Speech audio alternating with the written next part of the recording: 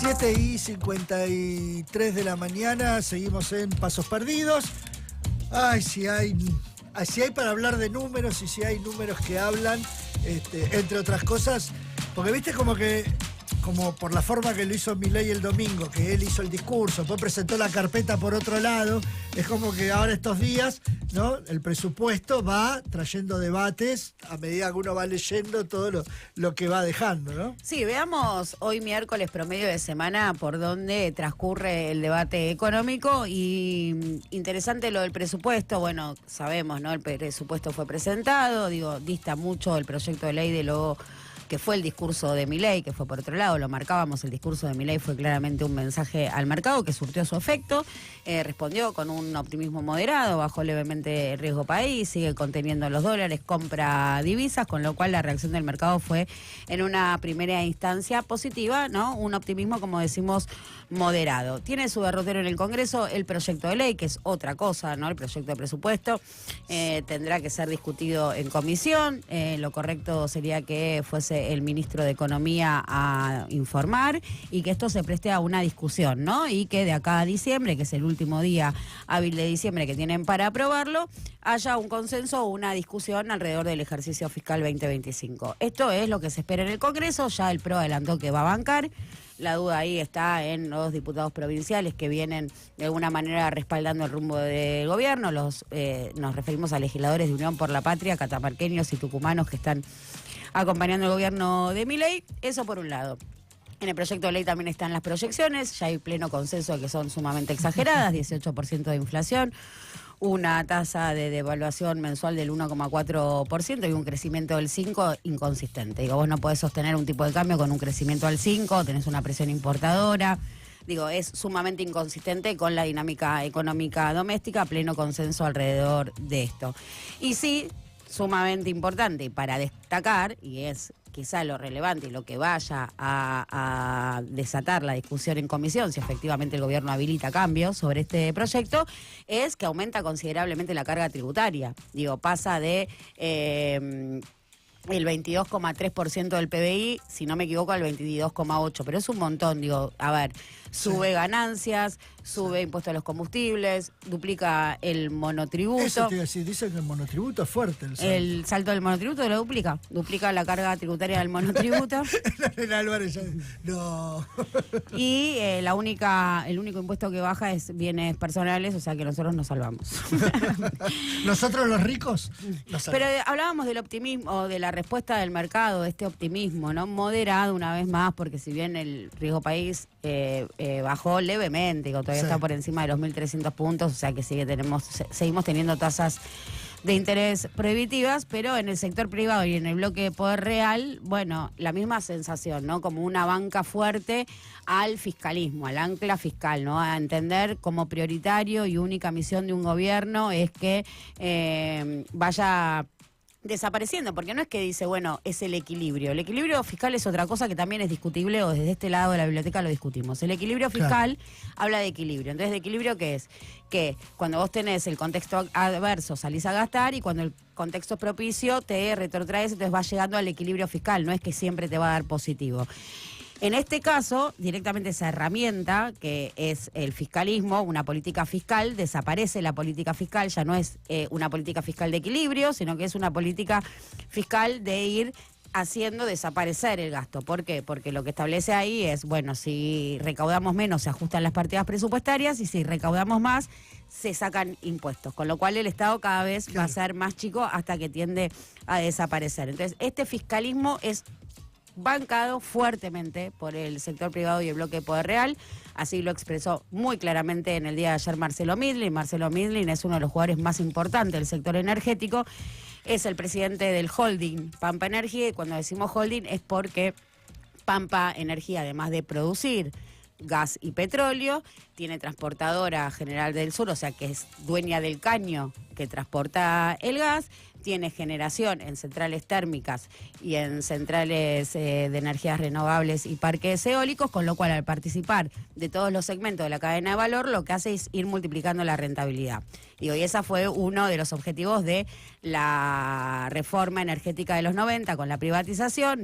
Teníamos un sistema integrado donde una empresa, más allá de que sea del Estado o sea privada, manejaba todo el sistema, que es como debería funcionar, porque es un sistema integrado, desde la producción de combustible o de hidrocarburos hacia la generación de energía eléctrica, es toda una cadena de valor. Bueno, eso se fragmenta y lo que hace es que se repitan los jugadores. Lo mismo el grupo Techin. Se repiten los jugadores, entonces vos ganás con la generación, con el transporte. Bueno, entonces, y además es dueña de SACDE, que es la constructora. Entonces el tipo entonces tiene quien se lo construya, quien se lo transporte, quien lo genere, y así es como se transforma en uno de los jugadores más pesados del sector. ¿Y qué decía ayer? Bueno, por supuesto que acompañaba el sentido fiscal del presupuesto.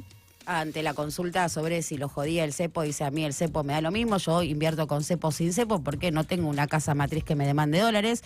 Para los argentinos el cepo no es tan importante. Bueno, ahí hay una discusión más finita porque lo cierto es que dolarizan sus excedentes. Pero ¿qué esconde o qué dicen, más que esconder, o qué es lo que está diciendo verdaderamente Midland? Que siempre y en todos los gobiernos es un empresario oficialista. ¿Y por qué es un empresario oficialista Midland históricamente? Porque esto es lo que ve Midland del Estado. Para Midland el Estado es un socio minoritario. Entonces, un socio minoritario que un poco hincha las pelotas. Entonces, mejor tenerlo tranquilo. Y así trata a los funcionarios. Como, bueno, vos sos mi socio minoritario, mejor que nos llevemos bien, no me quiero pelear con vos. Si vos en 4 años te vas y yo me quedo. Esta es básicamente la relación o el vínculo que tiene Midland con los distintos gobiernos. ¿Por qué? Porque tiene un negocio llave en mano. Igual esa es como la base del empresario. A mí me da risa cuando dicen el empresario K o el empresario M o el empresario. Sí, y sobre todo también la heterogeneidad la heterogeneidad que hay hacia adentro de la palabra empresario, ¿no? Que contiene poco y nada, tal como así planteada, como trabajadores, porque esto mismo que vemos entre las distancias y una vez más heterogeneidades que hay hacia adentro del sector de los trabajadores, lo propio pasa con el sector empresario. Entonces, empezar a complejizar un poco esas lecturas, porque Midland no solo es un empresario. Midland, una vez más, es uno de los jugadores más importantes del sector energético local, y el sector energético es una clave de la dinámica económica argentina de acá para adelante, novedosa, que reemplaza al sector agroexportador, que va a tener cada vez más peso. Total. Con lo cual lo que dice Midland es más que lo que dice un empresario, ¿no? Para ponerlo en estos términos.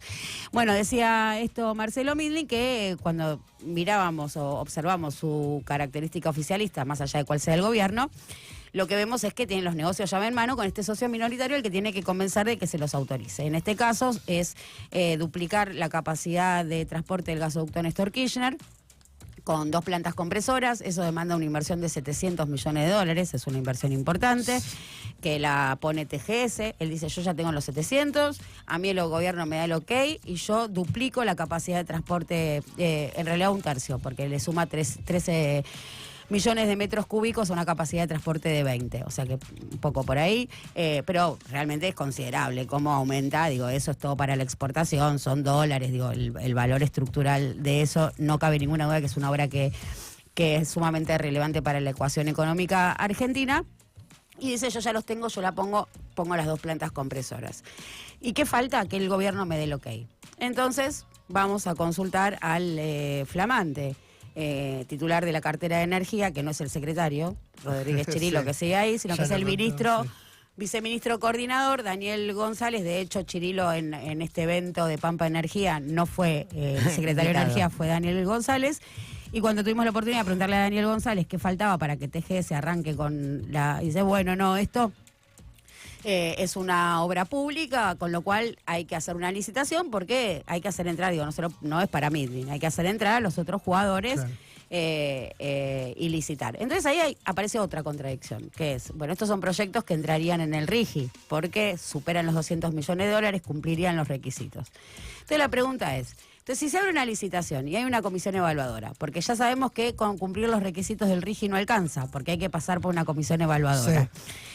Y a su vez hay que licitar. ¿Qué hago? ¿Licito y cuando me gano voy a la comisión evaluadora? ¿O para licitar tengo que pasar primero por la comisión evaluadora? Claro. Tengo que tener. Entonces, cuando se charla esto con los empresarios te dicen, bueno, evidentemente con cumplir los requisitos no alcanza, voy a tener que hacer un esfuercito más o 2 esfuercitos más. Y cuando dicen esfuercitos, básicamente esta suspicacia del esfuercito es para referir a la coima, digo, a la tasa de retorno. Una tasa de retorno en la licitación, otra tasa de retorno en la comisión evaluadora. Pero escarbando un poco más, ¿qué dicen las malas lenguas sobre por qué Midlin no arranca la obra de las plantas compresoras? Porque hay que decir, no hay muchos jugadores dispuestos a poner 700 millones de dólares en duplicar la capacidad del ducto.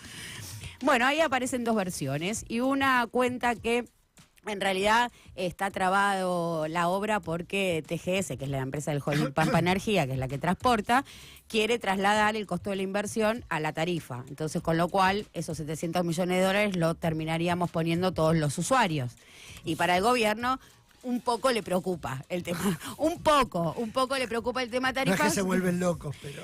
Un poco dice, bueno, a ver si me... Entonces, además vienen de tener una actualización del más del 700% en la tarifa de transporte. Pero quiere cobrarse la inversión mediante tarifas y el gobierno ahí está poniendo algunos reparos o negociando eso. Y otra versión, que quizás es la que cobra mayor fuerza, es que hay una contraposición de intereses entre el holding Pampa y el holding Techin. ¿Por qué?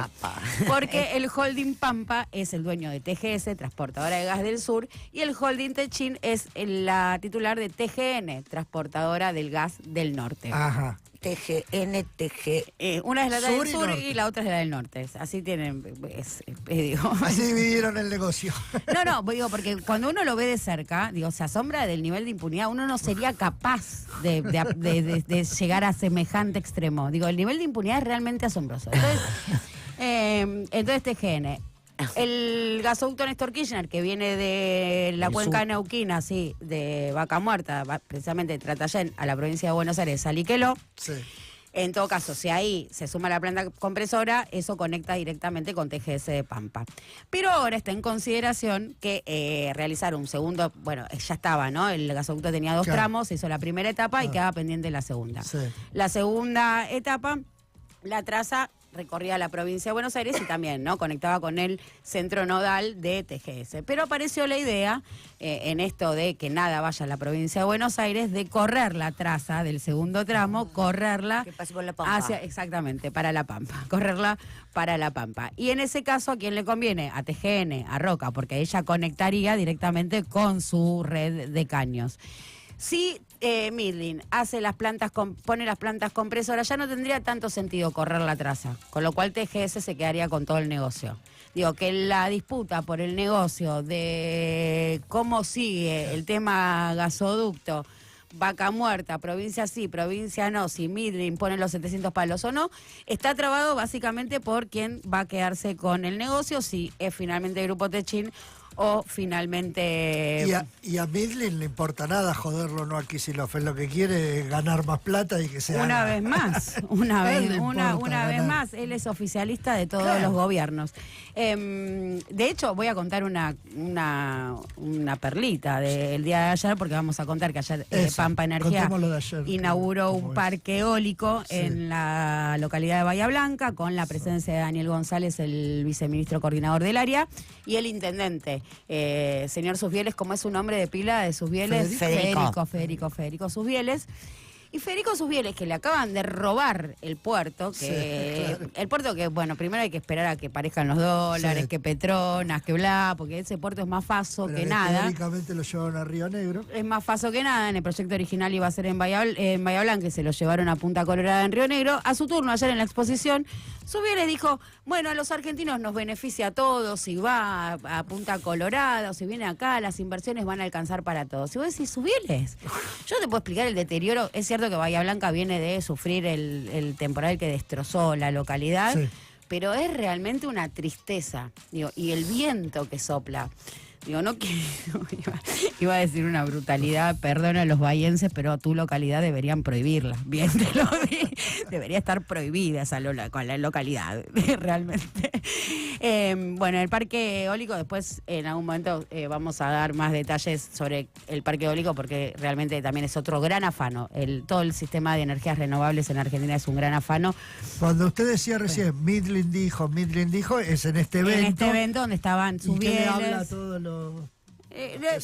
No, hacen una presentación, inauguran Sí, el parque y ¿cómo es? después tenemos un livingcito donde los periodistas tenemos la oportunidad de tener un mano a mano con él. Bien. Esto fue una charla, sí, y esto también hay que ponerlo en valor porque no son muchos los empresarios Claro, de ese rango que se animan. que se prestan a una charla agenda abierta con los periodistas.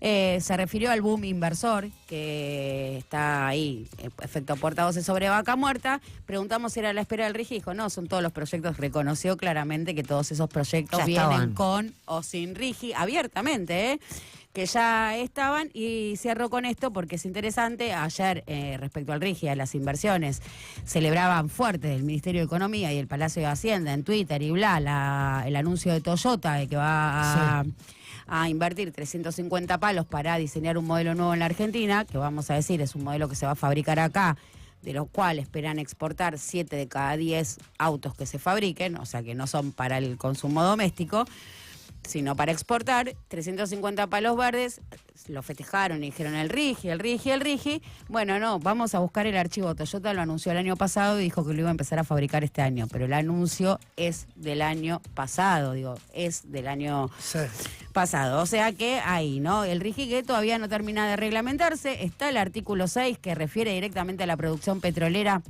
en veremos. También es muy interesante esa discusión, también actualizando el debate económico. Porque ¿cuál es el espíritu del RIGI? Precios libres. Liberamos los precios. Eso dice el RIGI y más en función de lo que tiene que ver con el sector energético. Entonces se suponía que a partir de la implementación del RIGI, el precio del petróleo local, del combustible, va a estar atado a la cotización internacional, lo que se llama parity. Paridad de importación-exportación. ¿Va a ser así? No va a ser así. No va a ser así, y así lo reconoció Daniel González. ¿Por qué está trabado ese artículo 6? Porque hay que desacoplar el precio internacional. Entiende el gobierno que cualquier volatilidad que tenga esa cotización, que es sumamente volátil, tiene un impacto directo en la economía local, con lo cual necesita desacoplarlo. ¿Y sabes qué es desacoplar el precio del combustible? No. Barril criollo. Claro, lo que había antes. Es la versión libertaria del barril criollo, y en esa tensión, ¿no? En esa tensión transita hoy miércoles el debate económico. Barril.